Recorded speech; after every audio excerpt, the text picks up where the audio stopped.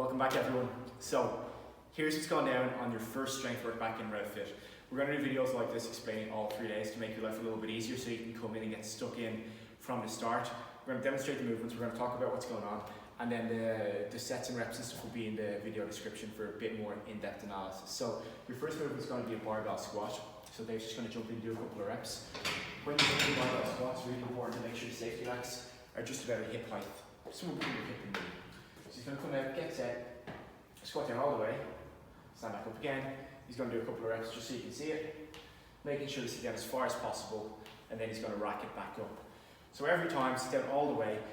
If you're getting less range of motion as the set goes on because you get tired, the weight's just too heavy. From there, he's going to go to a single arm dumbbell row. So knee on bench, hand on bench, big wide tricep stance. He's going to pull the hand up to his ribs, back down again under control.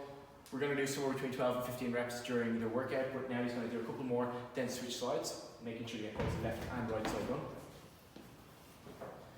Times, reps, sets will all be in the video description and sorted.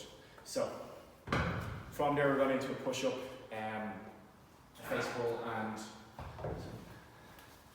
push-ups, face pull and Arnold Press. So Dave's going to strip the weight off of the bar. He's going to set the bar up on the safety racks for push-ups, just in case you can't do a full range of motion. So if you can't do a full range of motion on push-ups, you want to elevate the bar a little bit higher to make it easier. So, and again, this can be moved up or down depending on your strength level. So Dave's just going to do 5-6 push-ups so you can see what's going on. Straight line from shoulders to hips to knees, all the way down, all the way up under control. Once he gets that done, he's going to move on to face pulls over here. When you're doing the face pull, it's really important to try and end up with your arm at 90 degrees at the top. So it comes in, hold, back under control. It's a very smooth, very controlled movement. You're not jerking, you're not swinging it around. Lots of upper back work being done there. Once he gets that done, he's going to set it down. He's got Arnold Presses, which is like a rotating shoulder press, and you can do it standing up or sitting down. So, sitting down, hands go on shoulders, palms face you, they push straight overhead and come back down under control.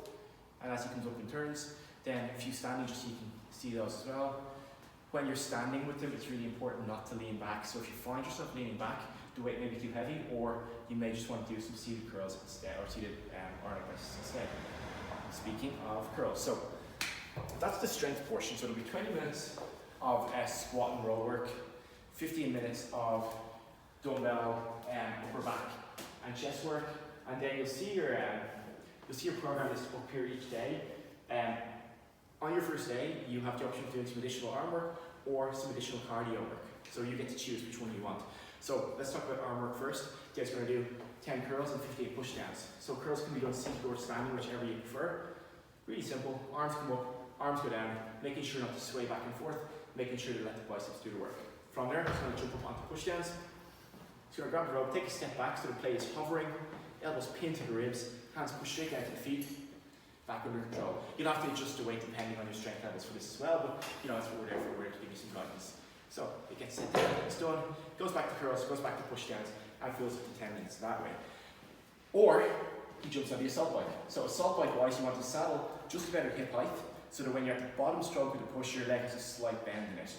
And for day one, you're going to be working for 10 minutes at about 75 to 80%. So consistent, steady work rate. If you haven't used the assault bike before, pop your phone onto the monitor so you can watch your heart rate using your Wi-Fi belt, because it will make a big, big difference if you do this the right way and if you don't smash yourself into the ground. So that's day one. Any questions, please just let me know. WhatsApp us or send an email back, and we'll get back to you. Otherwise, we'll see you in the gym on Tuesday.